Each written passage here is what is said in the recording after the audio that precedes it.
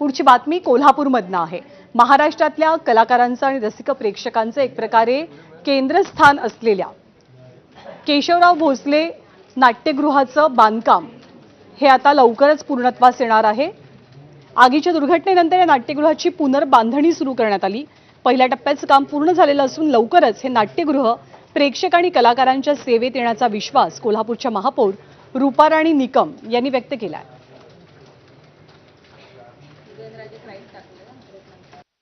खूप साऱ्या लोकांची नाळ याच्याशी पूर्वीपासून जोडलेली आहे, त्यामुळे खूप वाईट वाटतं या गोष्टींचं। परंतु ज्या गतीने तुम्ही म्हणता तर त्या गतीने मी थोडासा आढावा घेतलेला आहे।